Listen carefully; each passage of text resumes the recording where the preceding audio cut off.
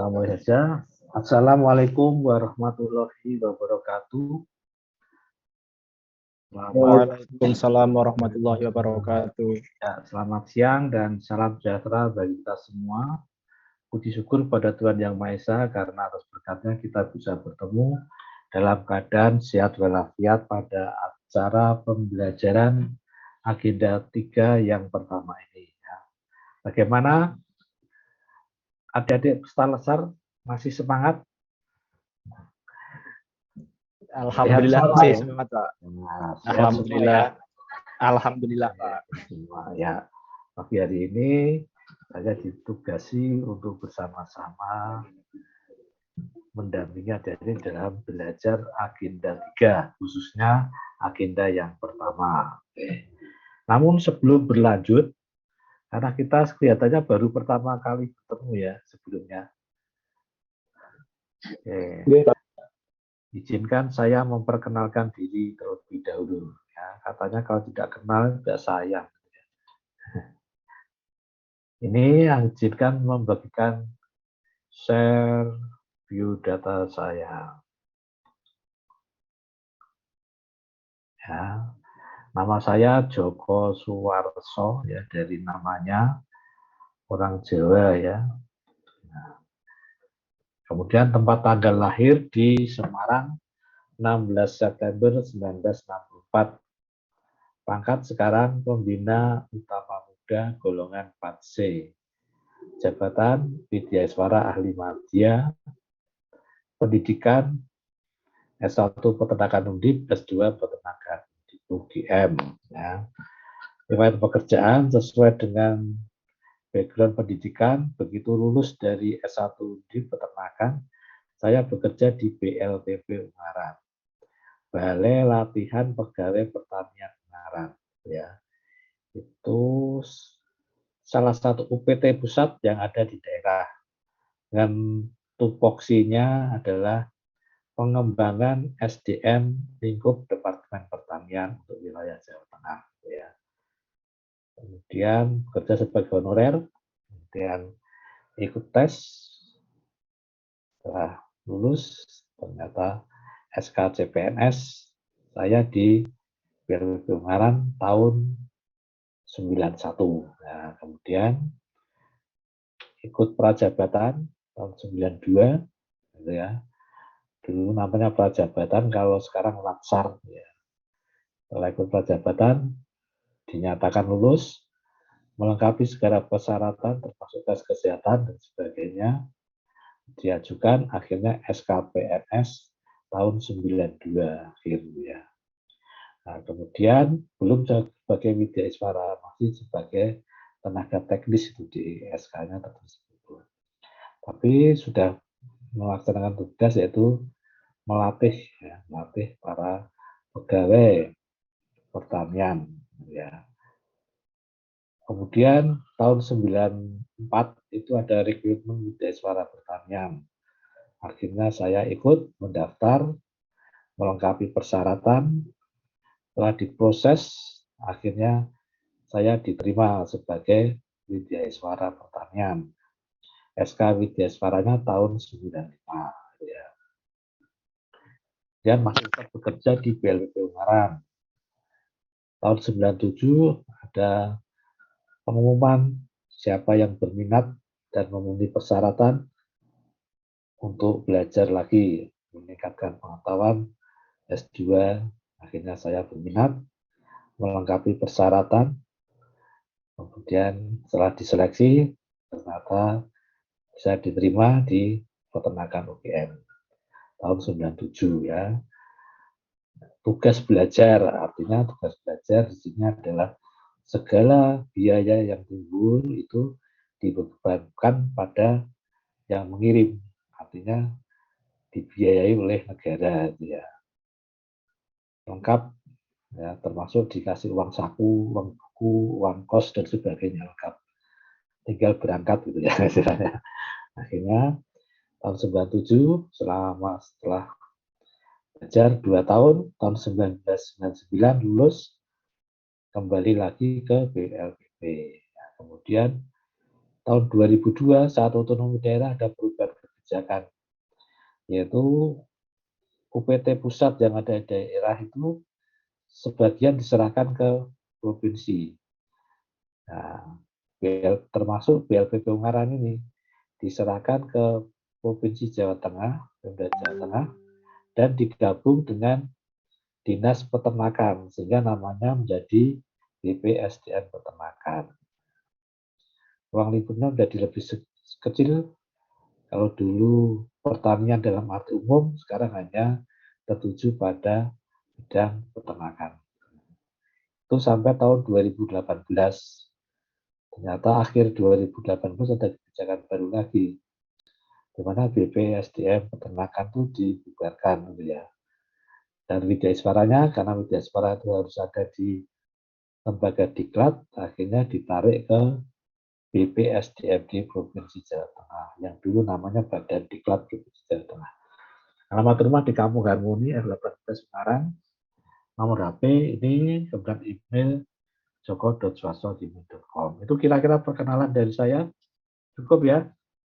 Saya stop share screen-nya.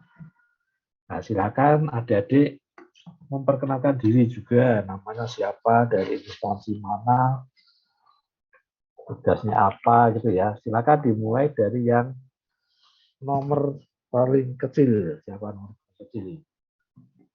Nomor daftar hadir paling kecil siapa? Silakan memperkenalkan diri.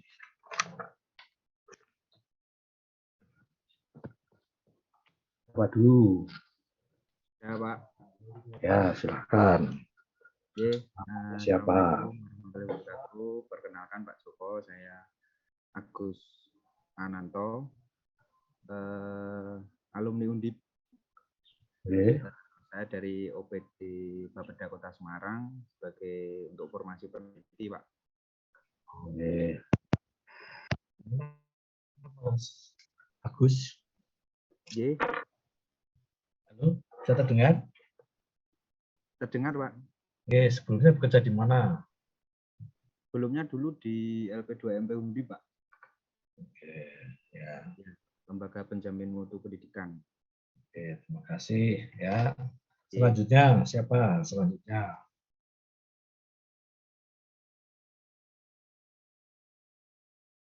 Waalaikumsalam.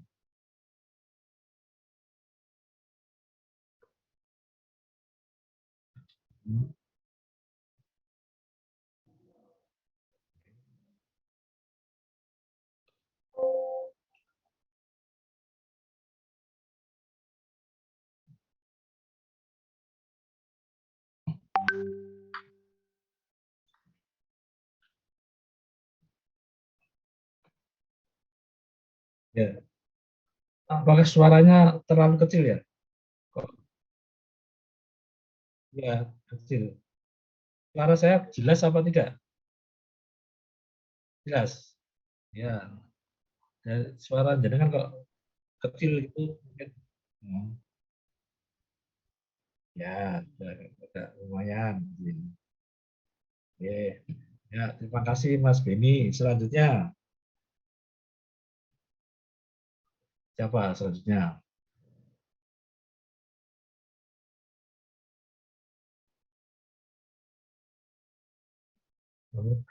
Belum dibuka. Nah, Oh ya, ya Pak, selamat siang Pak Joko. Saya Dia Puspomukti Pak, dari OPD Dinas Koperasi dan Usaha Mikro Kota Semarang. Saya lulusan Universitas Telkom Pak. Telkom. Iya. Telkom jurusan apa ini? Yang Saya manajemen Pak. manajemen. Iya. Oke. Ya, sebelumnya pernah bekerja di mana Mbak Dia? Saya sebelumnya HRD di Toko T Mataram Pak, jadi distributor pompa air, peralon, dan peralatan yang terkait dengan instalasi air. Ya, terkenal itu Kote itu kalau mau beli teh, balon, sambungan itu kan. Ya, Iya Pak, besi-besi. ya, ya, Iya. terima kasih. Terima kasih Pak Ya, Joko. selanjutnya, berikutnya siapa? Selamat siang Bapak Joko, perkenalkan saya Herlin Ika Pak, Saya dari Dinas Kesehatan di Puskesmas Mangkang. Untuk jabatannya saya sebagai dokter gigi, Pak. Saya alumnus dari Muhammadiyah Semarang. Oke, sebelumnya pernah bekerja di mana, Mbak Erlin? Saya sebelumnya di Rumah Sakit Khusus Gigi dan Mulut, Pak. Dan saya juga di S1-nya Unimus, Pak. Bekerja sebagai dosen. Oke, ya, terima kasih, Mbak Erlin. Iya, Selanjutnya, sami-sami, Bapak. berikutnya. Assalamualaikum Bapak, izin memperkenalkan diri. Waalaikumsalam. Saya Rosi Febri Setiadi Pak, penempatan di Dinas Penataan Ruang Kota Semarang, bidang pertanahan Bapak. Saya dari lulusan Universitas Katolik Sugio Pranoto, jurusannya Teknik Sipil Pak. Sebelumnya bekerja di mana, Mas Rosi? Sebelumnya saya sempat bekerja di Dinas Pekerjaan Umum Bina Marga dan Cipta Karya Provinsi Jawa Tengah Pak. Berapa tahun? Alhamdulillah 3 tahun Bapak. 3 tahun, oke. Terima kasih Mas Rosi. Selanjutnya. Selamat siang Pak Joko. Nama saya Sela Febrianti dari OPD Dinas Perindustrian. Untuk formasinya asesor manajemen mutu industri. Saya alumni dari Universitas Pembangunan Nasional Veteran Jawa Timur dari jurusan Teknik Industri. Sebelumnya bekerja di mana Mbak Sela? Kebetulan saya fresh graduate Pak, jadi setelah tahun kemarin lulus langsung daftar CPNS. Oke, ya. Sekali coba langsung dapat gitu ya. Ya, alhamdulillah Pak. Ya, terima kasih Mbak Sela. Selanjutnya. Perkenalkan Pak, saya Fariza, biasa dipanggil Riza. Saya penempatannya di Rumah Sakit Daerah Wongsonegoro Pak, di Kota Semarang. Saya sebagai penata komputer Pak, lulusan GM. Oke. Sebelumnya bekerja di mana Mbak Mas Reza? Saya sebelumnya bantu orang tua Pak. Selanjutnya siapa ini? Mas siapa? Izin Bapak. Oke. Perkenalkan, saya Sari Widya dari Administrasi Pembangunan Sekretariat Daerah Kota Semarang. Saya alumnus Undip, FISIP, Hubungan Internasional.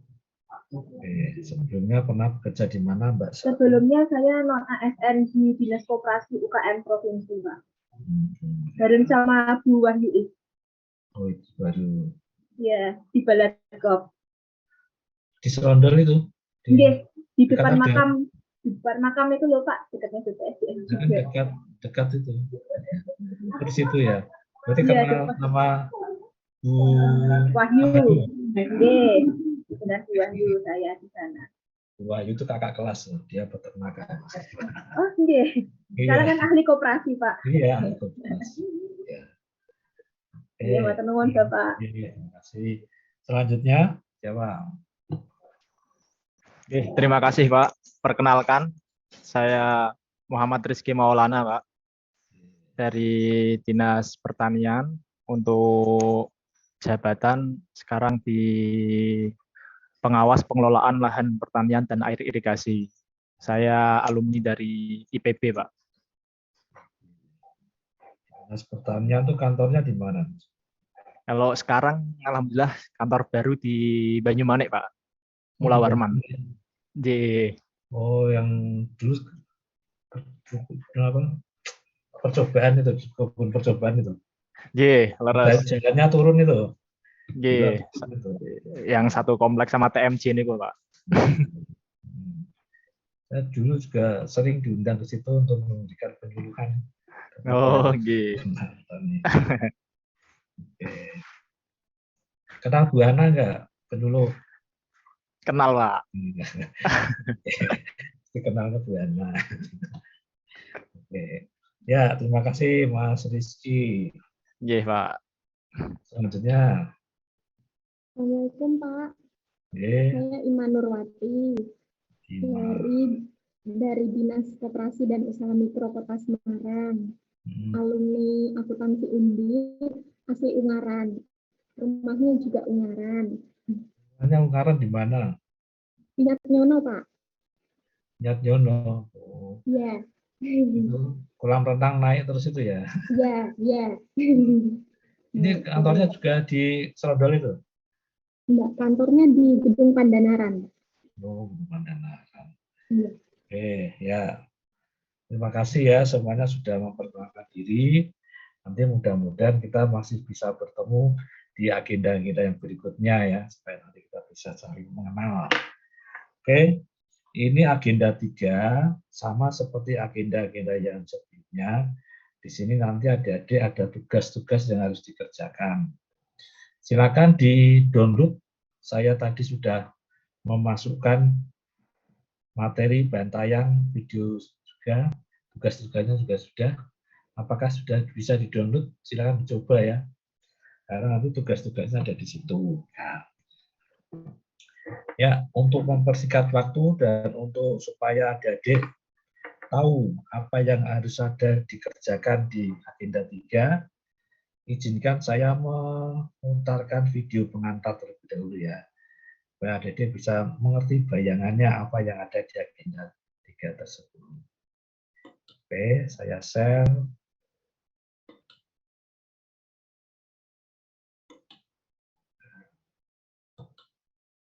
Apakah sudah bisa terlihat?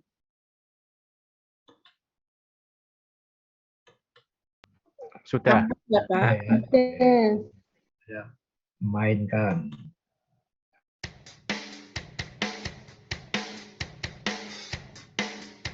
Ada suaranya ya?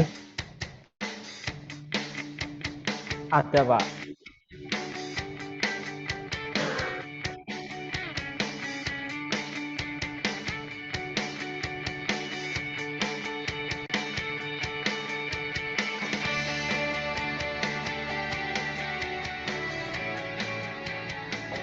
Ya, Assalamualaikum warahmatullahi wabarakatuh. Salam sejahtera untuk kita sekalian. Jalan-jalan ke Kota Kendal, jangan lupa membeli lumpia. Selamat datang CPNS Milenial. Mari kita belajar materi agenda 3. Sahabat Lasar CPNS yang kami banggakan, halo, apa kabar hari ini? Semoga selalu sehat dan bahagia ya. Selamat datang pada pelatihan dasar CPNS tahun 2022. Bersama kami, Widya Suara BPSDMD Provinsi Jawa Tengah, kami akan memfasilitasi sahabat-sahabat Lasar sekalian. Pada agenda kedudukan dan peran PNS dalam NKRI, dengan materi manajemen ASN dan Smart ASN. Sahabat Lasar yang kami banggakan, agenda pembelajaran ini membekali peserta dengan pengetahuan tentang kedudukan dan peran PNS untuk menjalankan fungsi ASN dalam NKRI sebagai pelaksana kebijakan publik, sebagai pelayan publik, serta perekat dan pemersatu bangsa.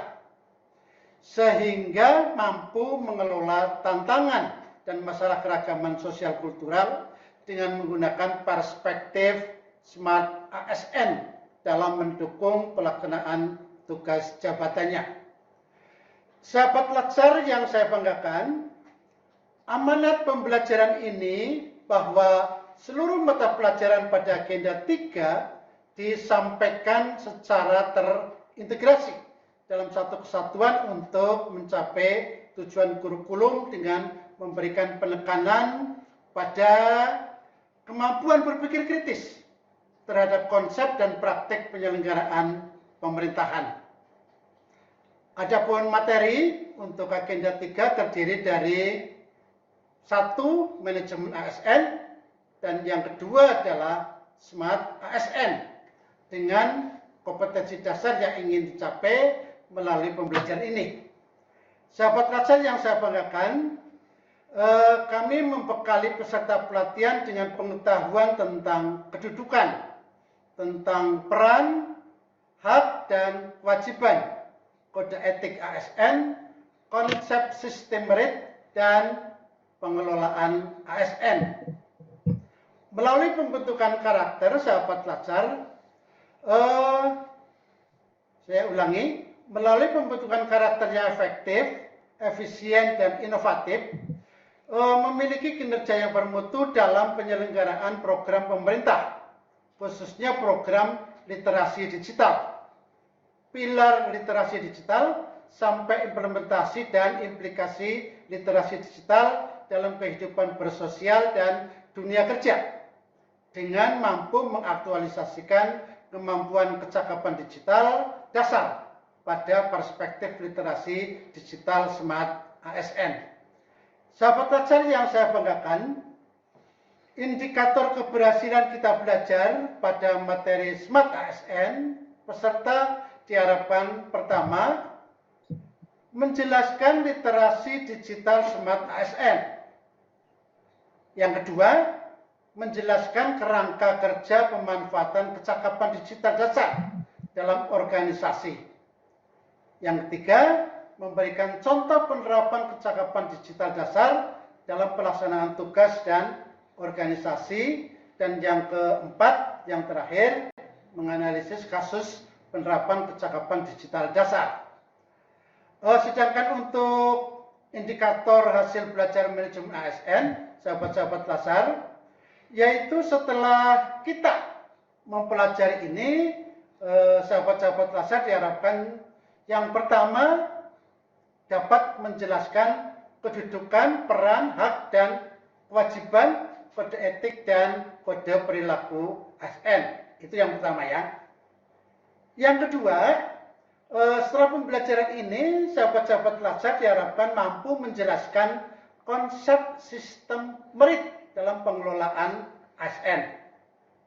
Dan yang ketiga, peserta sahabat pelajar dapat atau mampu menjelaskan mekanisme pengelolaan ASN. Kemudian sekuen dari pembelajaran ini, sahabat-sahabat pelajar, dapat dilihat dalam layar yang akan tampil berikut ini.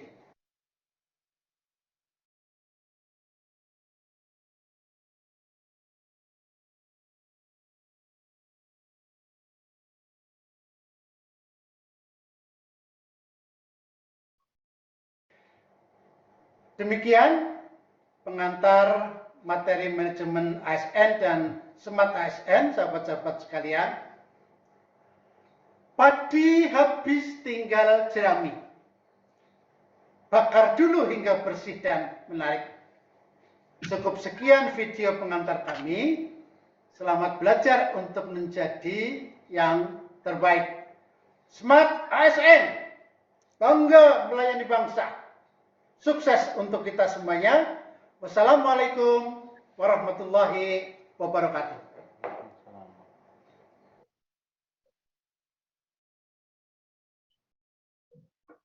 Oke, saya tutup. Nah,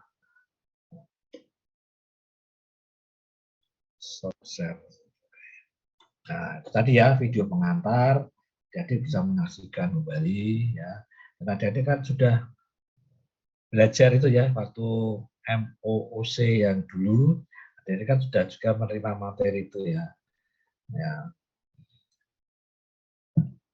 Oke, kita masih ingat nggak Mbak Sheila yang disebut dengan pegawai ASN itu siapa saja?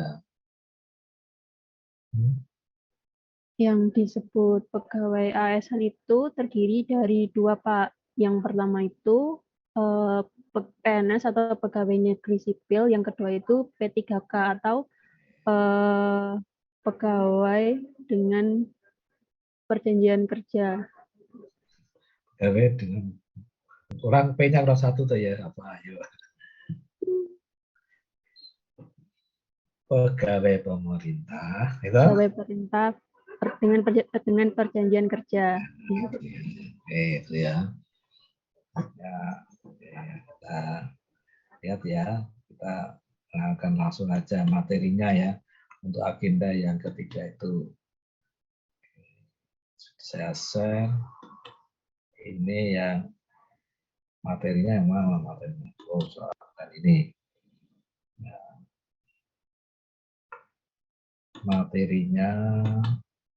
Ya, materinya sudah saya upload, silakan di-download ya, nanti dipelajari, termasuk juga terkait dengan tugas-tugasnya. Nah, ada tugas individu dan ada tugas kelompok.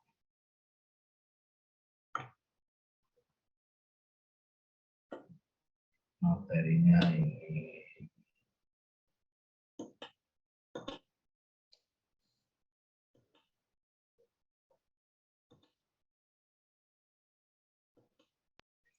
Ya, bisa dilihat.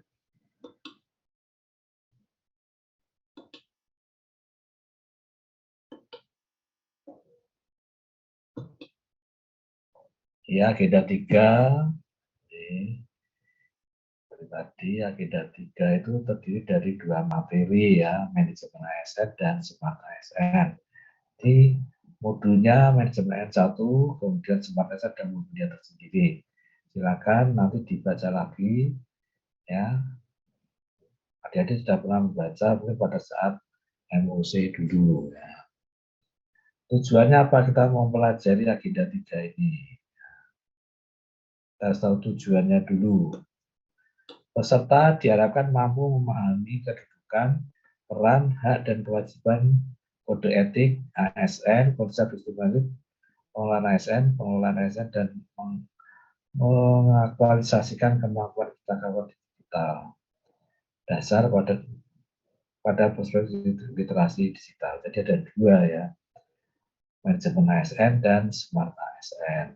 Nah, ini indikatornya nanti harapannya setelah kita belajar ini mampu menjelaskan kedudukan, peran, hak, dan kewajiban dan kode etik ASN. Yang kedua, menjelaskan konsep sistem merit dalam pengelolaan ASN. Kemudian menjelaskan mekanisme pengelolaan ASN. Kemudian yang keempat sampai yang ketujuh ini terkait dengan materi smart ASN. Menjelaskan literasi digital, menjelaskan kerangka kerja, memberikan contoh, dan juga menganalisis melakukan kecakapan digital. Nah ini ya masuk ke yang pertama tadi ya. Kita belajar yang pertama kedudukan, peran, hak, dan kewajiban dan kode etik ASN. Ini seperti tadi ya, PNS dan PPPK. Jadi pegawai ASN itu terdiri dari PNS dan P3K ya. Jadi pegawai ASN ada 2 tadi, PNS dan P3K. Ini bedanya yang PNS lebih NIP, sedangkan yang P3K tidak. Fungsinya sama ya. Ada fungsi, tugas, dan peran. Nanti tolong dipahami ya, fungsinya apa, tugasnya apa, perannya apa. Kalau fungsinya itu sebagai pelaksana kebijakan publik, pelayanan publik, dan perekat dan pemersatu bangsa. Kalau tugasnya, sebagai fungsinya tadi, melaksanakan kebijakan publik, memberikan pelayanan publik, mempererat persatuan bangsa. Sedangkan perannya sebagai perencana, pelaksana, dan pengawas penyelenggaraan tugas umum pemerintahan dan pembangunan. Ini jenis ASN, ada 2, PNS dan P3K. Nah, ini status dan kedudukannya. Jenisnya tadi, silakan nanti adik-adik baca Undang-Undang ASN tahun berapa itu. Ini tahun 2. Terusnya untuk PNS itu yang pasal 1 dan P3K. Ini ya. Statusnya PNS itu berstatus sebagai tetap, memiliki NIP secara nasional, kemudian sebagai pembuat kebijakan, dapat menduduki jabatan pimpinan pemerintahan. Kalau P3K diangkat dengan perjanjian kerja, kemudian dapat diberikan nomor induk pegawai perjanjian kerja, kemudian melaksanakan tugas pemerintahan, kemudian menduduki jabatan fungsional. Kalau kedudukannya sama, baik itu PNS maupun P3K, yaitu berkedudukan sebagai unsur aparatur negara, melaksanakan kebijakan yang ditetapkan oleh pimpinan dan bebas dari pengaruh intervensi golongan dan partai politik. Kita cepat saja ya, hanya mengulang. Nah ini yang penting ini. Jenisnya, nah, hak dan kewajibannya apa? Hak dan kewajiban dari PNS dan P3K. Haknya tunjangan gaji, tunjangan dan fasilitas ada sama ya. Baik PNS maupun P3K haknya gaji dan tunjangan dan fasilitas sama. Kemudian cuti sama, PNS dapat, P3K juga dapat. Nah, yang membedakan yang nomor 3 ini, jaminan pensiun dan jaminan hari tua itu hanya untuk PNS. Sedangkan untuk yang P3K tidak mendapatkan pensiunan, ini pensiun. Kemudian perlindungan dan pengembangan kompetensi sama. Jadi yang membedakan hak antara PNS dan P3K adalah hak untuk mendapatkan jaminan pensiun dan jaminan hari tua. Kalau terkait dengan perlindungan sama, yaitu perlindungan jaminan kesehatan, jaminan kecelakaan kerja, jaminan kematian, dan bantuan hukum sama. Kewajibannya pun sama antara PNS dan ASN. Setia dan taat kepada Pancasila dan seterusnya, menjaga persatuan dan kesatuan bangsa, kemudian melakukan kebijakan yang dirumuskan pejabat pemerintah, terus sampai dengan ini yang terakhir, kewajiban yaitu untuk bersedia ditempatkan di seluruh wilayah NKRI. Itu ya, perbedaan hak dan kewajiban PNS dan P3K. Banyak samanya, yang tidak sama hanya P3K tidak mendapatkan pensiun, sedangkan PNS mendapatkan pensiun. Nah, ini kode etik perilaku ASN, silakan nanti dibaca dari 12 itu ya, dari mulai melaksanakan tugasnya dengan jujur dan sebagainya. Ya, ketika adik-adik membaca ini, ya, sambil mengintrospeksi diri kita masing-masing ya. Apakah saya selama ini dalam melakukan tugas sudah dengan jujur, bertanggung jawab dan sebagainya ini. Apakah melaksanakan tugas dengan cermat dan disiplin? Nah, apakah kadang-kadang atau dan sebagainya, nanti silakan dibaca pelan-pelan, kemudian melihat diri kita sendiri. Apakah saya sudah melakukan ini atau belum? Ya.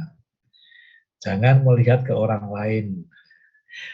Ya, jadi introspeksi pada diri kita sendiri, sudah melaksanakan ini atau belum. Nah, fungsi dari kode etik dan perilaku ASN ini adalah yang pertama, sebagai pedoman panduan birokrasi publik ASN dalam menjalankan tugas dan kewenangan agar tindakannya dinilai baik. Kemudian yang kedua, sebagai standar penilaian sifat perilaku dan tindakan birokrasi publik dalam menjalankan tugas. Nah, ini fungsinya. Jadi sebagai pedoman, kemudian sebagai standarnya. Ya. Ini terkait dengan materi yang pertama, ya. Itu materi yang pertama yang tadi, ya. Jenis, hak, kewajiban, peran, nah, sudah ya. Ada yang mau ditanyakan sampai di sini? Oke, lanjut ya. Nah, sekarang yang terkait dengan sistem merit. Ada yang tahu sistem merit itu apa? Mas Benny, apa sistem merit itu?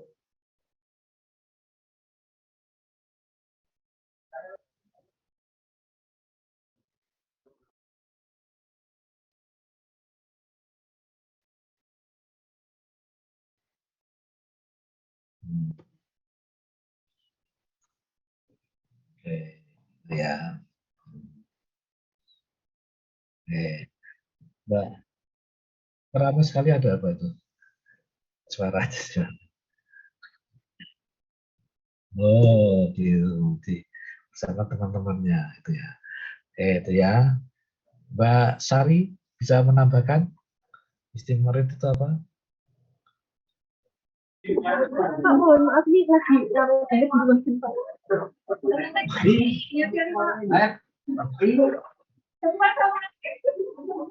Kok ramai sekali. Ini satu ruangan apa? Iya, ini di satu ruangan Pak, kan lagi jam pulang nih lagi pada Oh, beres-beres lagi pada beres-beres beres. itu. Oke. Ya, ini ya sistem murid itu seperti ini. Ya. Jadi kebijakan dan manajemen ASN yang berdasarkan pada kualifikasi, kompetensi, dan kinerja yang diperlukan secara adil dan wajar dengan tanpa diskriminasi. Ini ya, dasarnya adalah kualifikasi, kompetensi, dan kinerja, dan itu diberlakukan secara adil dan wajar tanpa diskriminasi. Ya, tujuannya apa? Untuk merekrut ASN yang profesional, ya, untuk mempertahankan ASN melalui pemberian kompensasi yang adil dan layak, mengembangkan kemampuan ASN, dan melindungi karir ASN. Dan ini adik-adik sudah mengalami toh ketika mengikuti seleksi rekrutmen ASN sehingga bisa diterima itu ya. Adik-adik sudah mengalaminya seperti itu ya. Transparan kan? Ada yang disembunyikan. Ya, tadi dasarnya adalah kualifikasi, kompetensi, dan kinerja. Kalau tidak memenuhi ini ya tidak bisa diterima. Ya, ini sistem merit. Ini prinsip sistem merit ada rekrutmen, kemudian ada imbalan dan hukuman yang berlaku secara adil.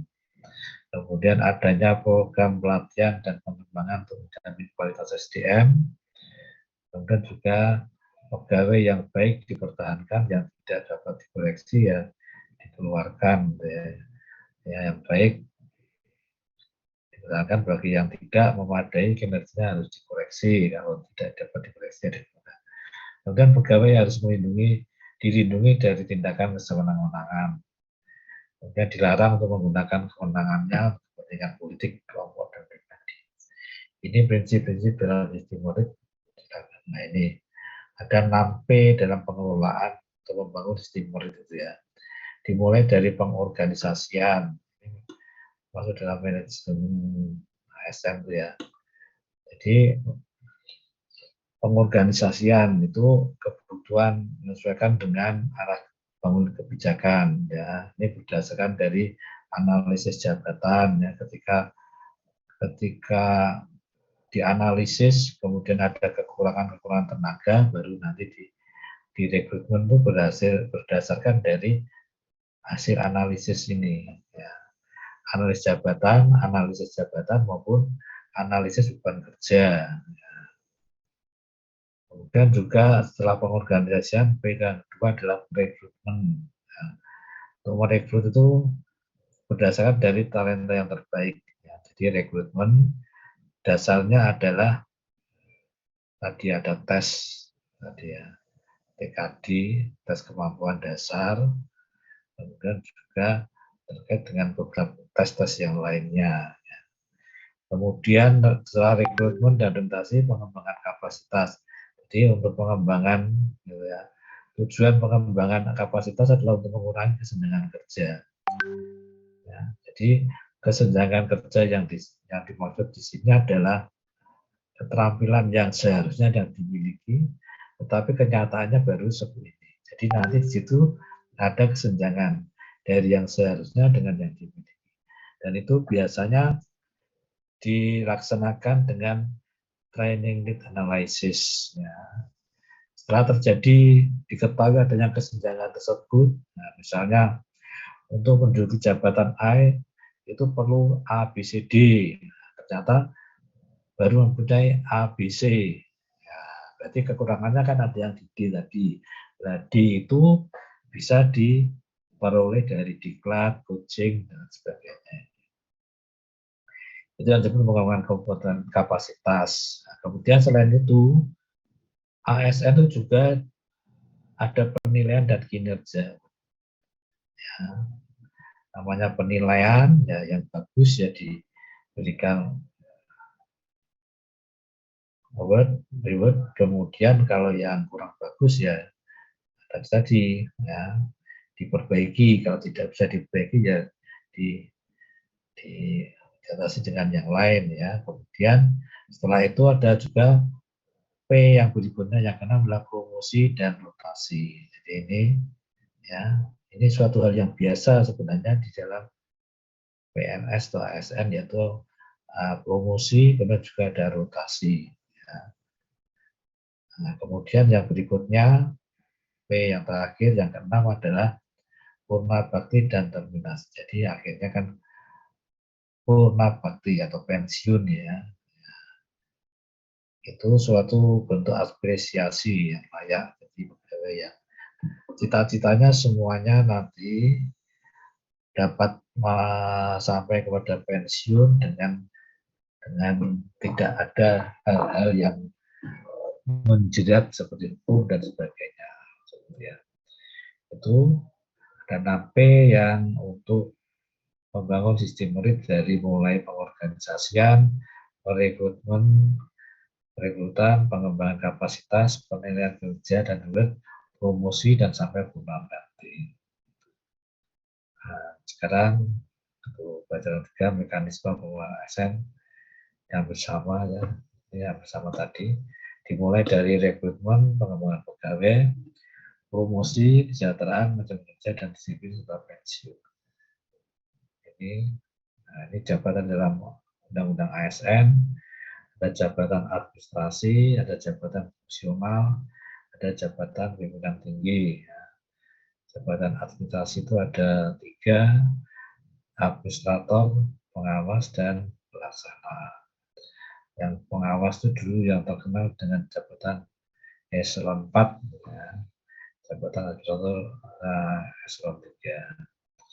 Dan jabatan fungsional ada jabatan fungsional keahlian, ahli utama, madya, muda, dan pertama, jabatan fungsional keterampilan, penyelia, mahir, terampil, dan pertama. Jabatan pimpinan tinggi ada JPT utama, JPT madya, dan ini klasifikasinya.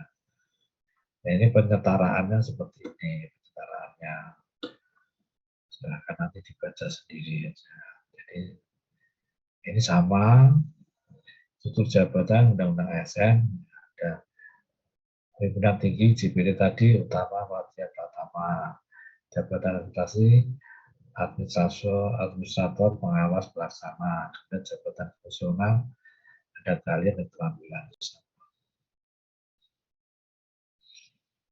Nah, ini sistem manajemen kinerja PNS ada 4 tahapan utama, yaitu perencanaan kinerja, kemudian pelaksanaan, pemantauan dan pembinaan, kemudian penilaian kinerja dan tindak lanjut.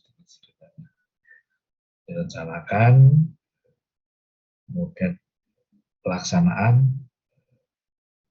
kemudian penilaian kinerja dan tindak lanjut. Jadi siklusnya sama ya. Manajemen itu kan perencanaan, planning, organizing, paling waktu ya, planning, organizing, actualizing, dan controlling penilaian. Silakan nanti dibahas sendiri, Ini penguatan kinerja pegawai yang mendukung agile organisasi. Jadi organisasi yang agile itu lincah, cepat menyesuaikan diri dengan kondisi yang ada. Gitu ya. Nah, jadi itu diperlukan manajemen kinerja untuk meningkatkan kolaborasi, aliran ide yang terus-menerus, kemudian ada mekanisme yang berkesinambungan, kemudian juga mengutamakan keterlibatan dan kerjasama. Ya. Jadi pegawai itu tidak bisa berdiri sendiri, dia harus berkolaborasi dengan teman-temannya. Ya. Kemudian juga ada kerjasama dengan ada mekanisme seperti itu. Nah ini silakan nanti dibaca karena waktunya terbatas ya.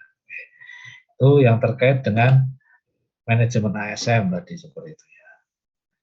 Silakan ada yang mau ditanyakan, nanti silakan dari mulai tadi mulai dari jenis hak kewajiban ASN, kemudian dari mulai sistem merit, kemudian pengelolaan dan sebagainya. Silakan nanti dibaca lebih lanjut ya, karena waktu kita hanya 2 jam, tidak mungkin untuk dijelaskan satu persatu. Jadi waktu yang terbanyak itu ada pada adik-adik pelajarinya. Oke, ya kita lanjut ya, yang terkait dengan modul yang kedua yaitu adalah nih, dengan Smart ASN ya. Ada 4, 5, 6, 7 kegiatan belajar nanti dari ASN. Pertama literasi digital, nanti silakan di modulnya itu silakan adik-adik membaca ya, itu banyak sekali istilah-istilah yang digunakan untuk berdigital dengan aman dan sebagainya. Ya, ada istilah-istilah. Kemudian juga di situ adik-adik akan banyak ya mau melihat posisi Indonesia itu di negara-negara tetangga di bidang digital ini. Silakan dibaca itu ya. Nah, kemudian ini literasi digital ada 4 pilar ya. Jadi harus ada 4 pilar. Kecakapan digital, kecakapan menggunakan media digital atau digital skill. Kemudian juga harus penggunaan digital yang budaya atau digital culture, karena digital etik dan digital safety. Ini 4 pilar dalam kita berdigital ya. Ini harus ada ya, harus kita kuasai digital skill, digital culture, digital etik dan digital safety. Nah,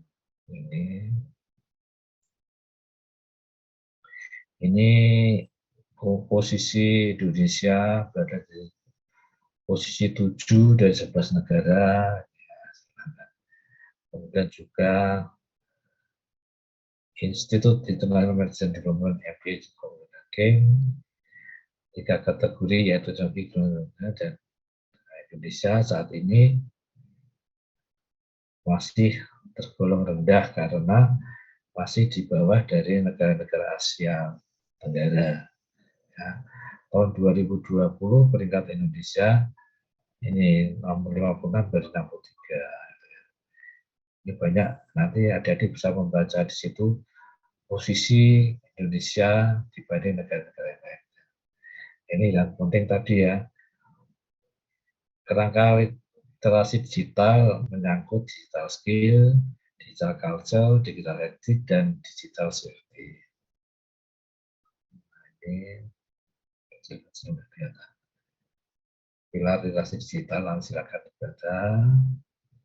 Ini hanya berisi tentang pengertian-pengertian dan keterangan-keterangan atau istilah-istilah itu ya. Silakan nanti dibaca sendiri. Nah, ini kondisi bagaimana akses internet di Indonesia ya. Nah, ini adik-adik bisa bayangkan ketika kemarin ya pandemi ya dipaksa untuk menggunakan internet pembelajaran. Nah, itu bisa dibayangkan kalau di Semarang aja masih ada yang tidak bisa terjangkau oleh sinyal ya. Tapi bagaimana dengan kondisi yang di desa-desa, bagaimana yang di luar Jawa dan sebagainya. Menjadi hal pemikiran tersendiri ya.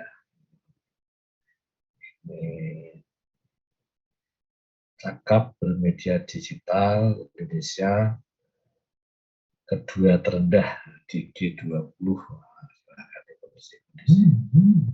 Kemudian bermedia digital dan selanjutnya silakan. Ini mesin-mesin atau mesin komputer silakan nanti dibaca. Ada komputer, notebook, netbook dan sebagainya, bedanya apa? Tablet, kemudian sekarang kan telepon pintar gitu ya.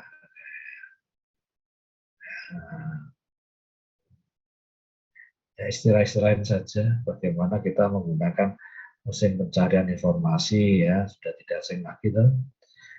Menggunakan Google Search itu diketik melalui apa yang berkaitan dengan itu bisa keluar sendiri gitu ya. Ini yang secara khusus misalnya untuk mengetahui ada tanda petik, kemudian dikasih tanda bintang dan sebagainya. Silakan nanti bisa dicoba. Ada yang sampai titik 2 maksudnya seperti apa dan sebagainya.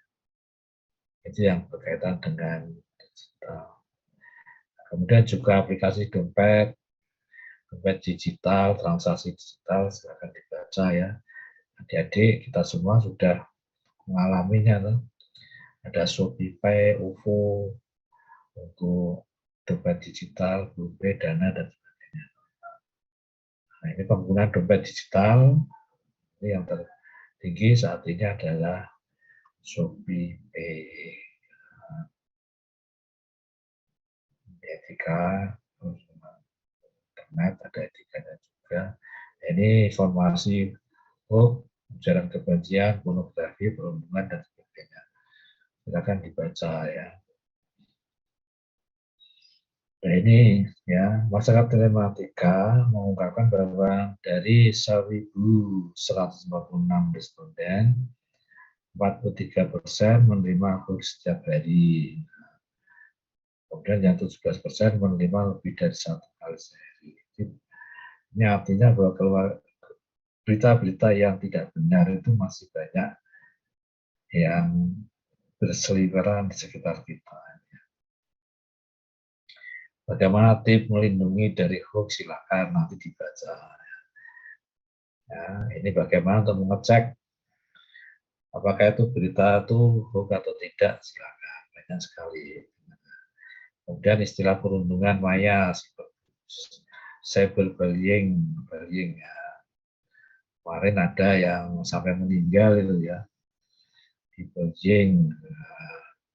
Apa tuh bedakan candaan dengan cyberbullying ya. Jadi ini kita jika suatu ujaran membuat kita merasa sakit hati dan membuat orang lain menertawai kita, sedangkan kita sendiri tidak ikut tertawa bersama mereka, maka candaan tersebut telah melewati batas. Nah, ketika kita meminta lawan bicara untuk berhenti, namun mereka tetap mengutarakan candaan tersebut, dan kita merasa tidak nyaman, itu sudah dalam kategori bullying.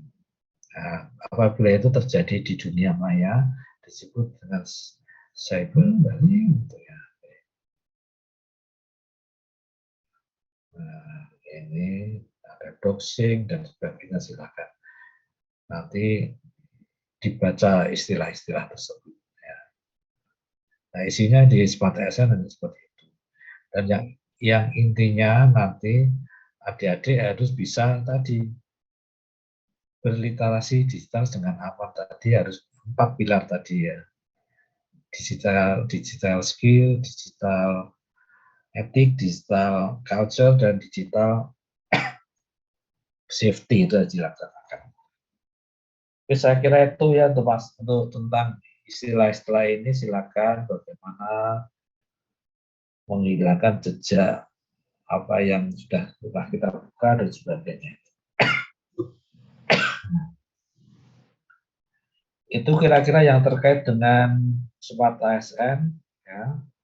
Ada 4 pilar tadi, silakan dibaca sendiri lagi, kemudian juga dipraktekkan ya 4 pilar: digital skill, digital culture, digital etik, dan digital safety. Oke.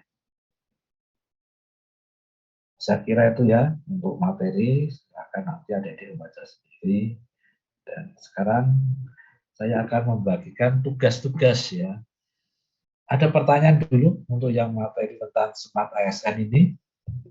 Ya, silakan kalau ada.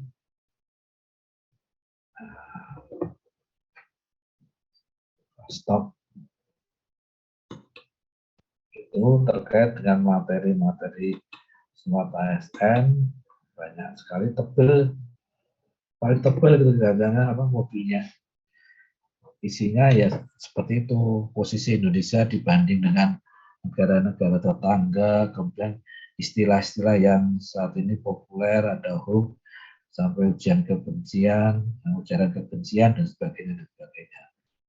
Ya, tapi di situ ada 4 pilar yang kita harus punyai di dalam kita berdigital.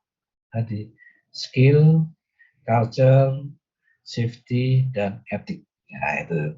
Dan nanti itu yang dihubungkan dengan pengisian di membuat rancangan aktualisasi, nanti kan dikaitkan dengan agenda 3. Itu kira-kira ada yang mau ditanyakan? Kalau tidak ada, kita langsung aja ke tugas-tugas yang harus dikerjakan.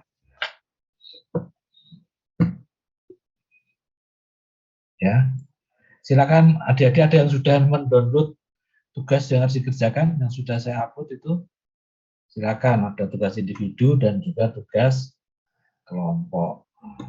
Kita lihat bersama tugas individu dan tugas kelompok.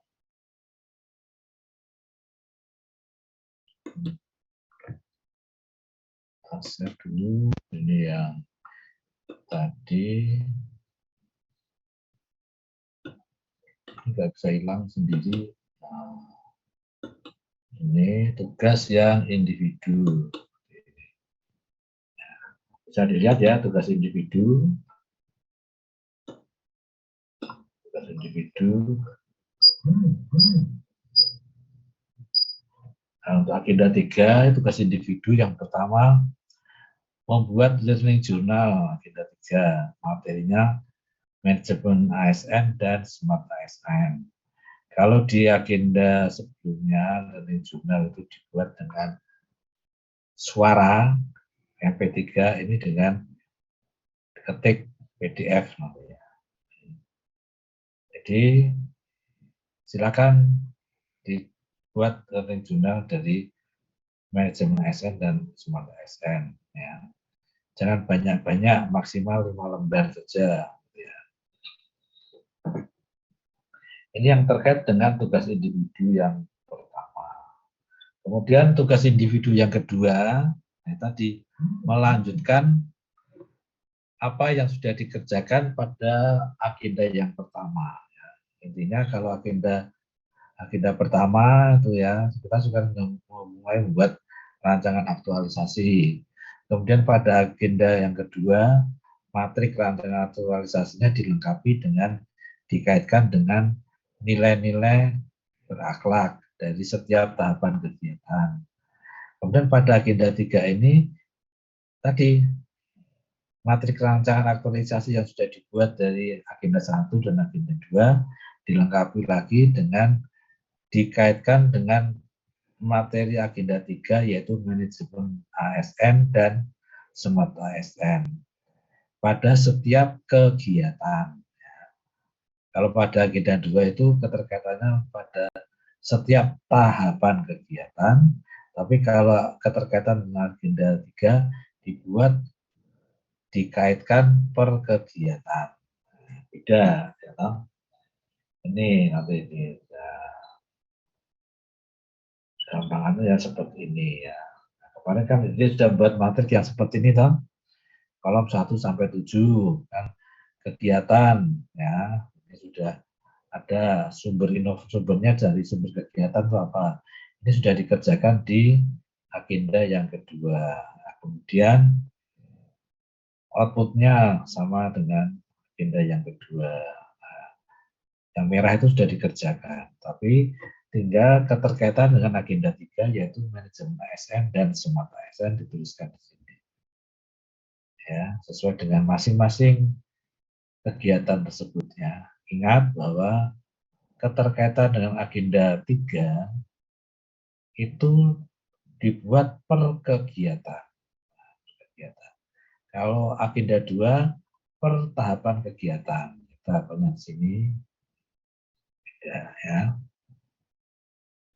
Itu saja ya untuk tugas agenda 3 seperti itu. Semua kegiatan. Kemarin kan adik-adik menuliskan 5 kegiatan. Nah, jadi masing-masing kegiatan tadi dikaitkan dengan agenda yang ketiga. Ada 2 yaitu manajemen ASN, kemudian juga smart ASN. Itu untuk tugas individu yang kedua. Dan tugas individu yang berikutnya, yang ketiga, yaitu adalah ini, membuat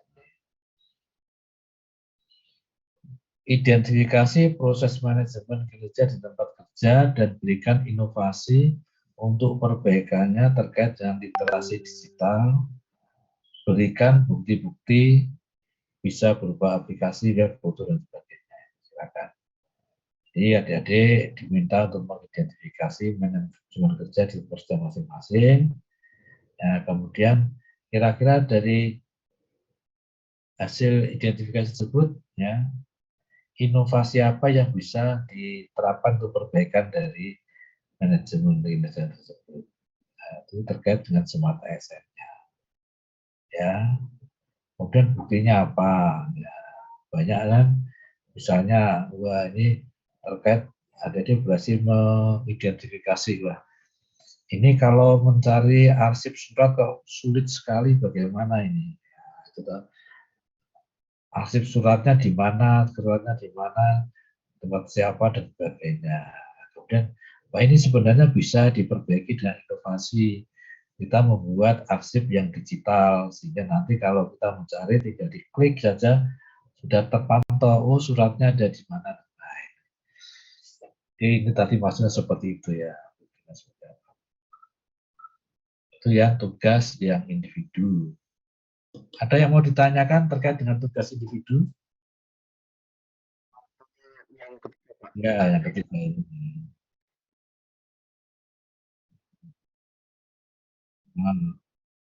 Nah, terus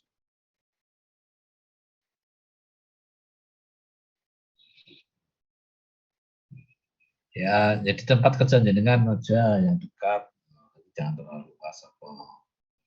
Ya,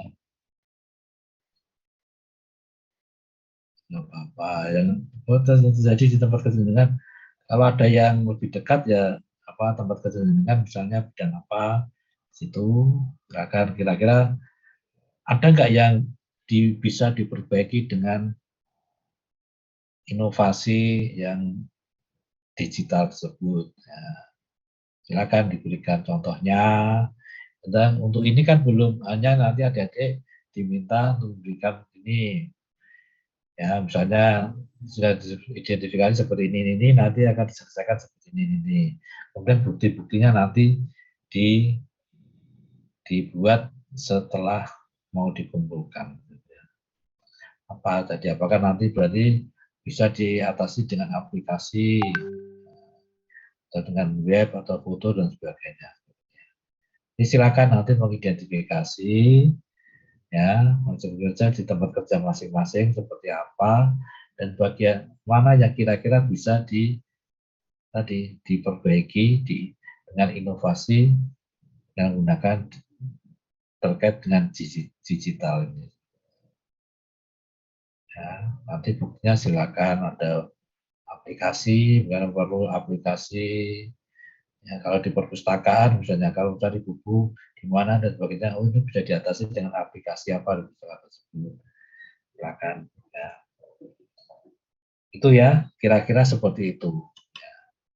Ada yang mau ditanyakan lagi? Mohon izin Bapak, izin bertanya. Oke. Untuk yang tugas yang pertama terkait dengan learning journal, itu kan di situ tulisannya tulisan Bapak, apakah ditulis Ya. tangan atau bagaimana nggih Pak? Ya diketik lah, maksud zaman sekarang pakai tulis tangan. Iya, Pak, soalnya di situ tidak ada itu tulisannya fontnya apa seperti itu. Iya, Saya kira ya ditulis nanti tangan. saya pada kertas 4 dengan biasa format PDF, kemudian ya pakai apa Arial 12 itu standarnya seperti itu loh. Baik Ya, Bapak, terima kasih Bapak. nah, jangan panjang-panjang, maksimal 5 halaman saja itu ya. Ya, ada lagi? Ada yang tulisannya bagus pakai tulis tangan sekarang? Sekarang tuh saya lihat tuh tulisan tuh semakin lama semakin jelek. Kalau dulu kan terkenal jelek kan dokter, sekarang sebenarnya tidak hanya dokter yang jelek tulisannya. Karena apa? Sudah jarang untuk ngetik, sudah jarang tulis tangan ya. Segala tugas-tugas kan diketik. Itu ya. Silakan. Ada lagi yang mau ditanyakan terkait dengan tugas individu? Cukup? Dikumpulkannya, nanti kan kita ada pertemuan yang kedua. Jadwalnya kapan itu? Jadi ya minggu depan itu ya mestinya. Nah, itu nanti kita review dulu hasil-hasil tugasnya, baik itu tugas yang individu maupun tugas yang kelompok. Nah, setelah diperbaiki, ada revisi mungkin disesuaikan, baru malam harinya dikumpulkan, diupload di Collabjar. Itu ya. Untuk tugas yang individu bisa kita tutup, ya. Sekarang kita akan masuk ke tugas yang kelompok. Nah, tugas kelompok ini diskusi bentuknya. Jadi ini diskusikan topik-topik yang telah dibagi sesuai dengan kelompok, kemudian hasil diskusi diketik Microsoft Word Arial 12. Nah, apa tugasnya? Ya, ini kan sudah ada kelompok 1 nanti diskusi tentang ini. Ketiga materi ini. Kelompok 2 diskusi tentang ini. Ada 3. Kelompok 3 ini kan ini kelompok 3. Jadi nanti jenengan untuk tugas kelompok membuat yang C dan C. Ya. Jelaskan mengenai prinsip dan manfaat literasi digital. Jelaskan 4 kompetensi mengenai literasi digital. Jika contoh-contohnya ini didiskusikan, kemudian nanti hasilnya ditulis seperti tadi ketentuannya ini, ya, ditulis Microsoft Word Arial 12. Nah, ini juga mengumpulkannya besok bareng-bareng ya, gitu ya. Sama seperti ketika kita mengerjakan agenda 1 maupun agenda 2 dan agenda 3 sama. Jadi yang untuk tugas kelompok nanti yang bisa mengumpulkan hanya yang sudah saya tunjuk sebagai ketua kelompok. Coba dilihat ketua kelompok saya menunjuk mana ya. Saya melihatnya dari umur, wah ini paling muda ini. Yang kelahiran tahun 2000 mungkin data kemana yang tunjuk itu. Jadi saya lihat aja ke yang paling muda, ya ini saya tunjuk sebagai ketua kelompok. Ya. Silakan nanti itu tugas-tugasnya saya kira. Ya, jadi untuk tugas kelompok yang dikerjakan hanya tugas kelompok 3 sesuai dengan kelompoknya. Ya. Dan nanti ini tugas kelompok ini akan disajikan pada saat klasikal besok. Nah, klasikal ini. Ya, kelompok 1, 2, 3, 4 itu kan klasikal. Klasikalnya kapan? Besok setelah seminar laporan aktualisasi. Masih lama, tetapi harus sudah dikumpulkan minggu depan setelah pertemuan yang kedua. Itu kira-kira tugas individu dan tugas kelompok. Ada yang mau ditanyakan lagi? Nah, kalau tidak ada, saya stop share screen-nya supaya kelihatan gambarnya lebih besar. Ya, itu materi untuk agenda 3, ada 2 materi, yaitu tentang manajemen ASN dan smart ASN. Ya. Tadi terkait dengan manajemen ASN, itu isinya tadi tentang berkaitan dengan jenis ASN, kewajiban dan hak, dan juga pengelolaan ASN, ya, akan nanti dibaca sendiri, ya. Kemudian yang bagian kedua, modul yang kedua, itu terkait dengan smart ASN, ya, modulnya tebal, silakan nanti dibaca. Nah, yang intinya bahwa sebagai ASN kita harus mampu tadi menggunakan 4 pilar digital yang disebut dengan bijaksana. Skill, digital, kemudian etik digital, kemudian safety digital, dan culture digital. Jadi itu dikaitkan dengan setiap kegiatan yang sudah disusun. Itu pada tugas individu yang kedua. Misalnya kegiatan satu apa, bla bla bla, ini keterkaitan dengan manajemen ASN apa, berkaitan dengan smart ASN apa, ya. Kemudian kegiatan dua, nah ini kan tinggal melengkapi matrik rancangan yang kemarin sudah dibuat pada agenda 2. Agenda 2 kan sudah dikaitkan dengan nilai berakhlak. Nah, sekarang di agenda 3 dikaitkan dengan tadi manajemen ASN dan smart ASN. Itu yang tugas individu yang kedua.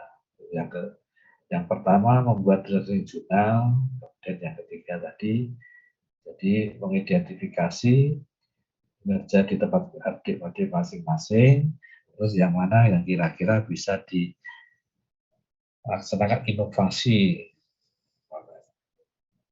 Kemudian yang tugas kelompok hanya satu, yaitu tadi mendiskusikan sesuai dengan topik yang sudah dibagi, kemudian ditulis, diketik hasil diskusinya, formatnya Microsoft Word, Arial 12. Gitu ya. Itu kira-kira ada yang mau ditanyakan?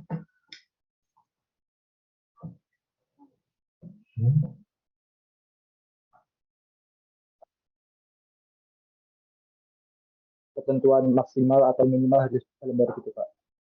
Ya, kan ada 3 materi itu, dan 3 materi itu dibahas, ya, didiskusikan, nanti hasilnya apa dari 3 materi itu. Ya. Hasilnya diketik, ya boleh 3 halaman, 1, silahkan diketik ya. Silahkan. Yang penting membahas ketiga hal tersebut, tadi kan ada 3 ya, tugas kelompoknya. Yang kelompok 3 tadi apa tadi? Silakan. Jadi ada ketentuannya ya, tapi silakan dibahas di kelompoknya masing-masing. Dan itu nanti akan ditampilkan ya pada saat klasikal. Jadi kelompok 3 contohnya ya, klasikal besok menampilkan itu. Kemudian kelompok 1, 2, dan 4 memberikan tanggapan. Dan sebaliknya, itu nanti pada saat klasikal. Itu ya, Mas Risa. Oke. Ada lagi, Mbak Diah, sebelum kita tutup, ada yang mau ditanyakan? Cukup? Ya. Mas Beni? Cukup. Mbak Sheila? Cukup, Cukup. Pak. Mas Rizky? Cukup, Pak. Oke. Kemudian Mbak Maso, namanya Rosi gitu ya. Sebelum Mas Cukup, Rosi. Bapak. Cukup ya. Mas Agus, cukup. Mbak Ima, cukup. Mbak Erlin, Mbak Sari.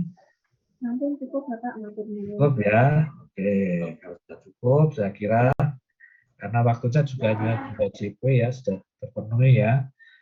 Nah, bisa kita akhiri, dan bagi adik-adik selamat mengerjakan tugas individu maupun tugas yang kelompok, dan nanti pada pertemuan yang ketiga kita akan review masing-masing sebelum nanti di-upload di Colabjar ya.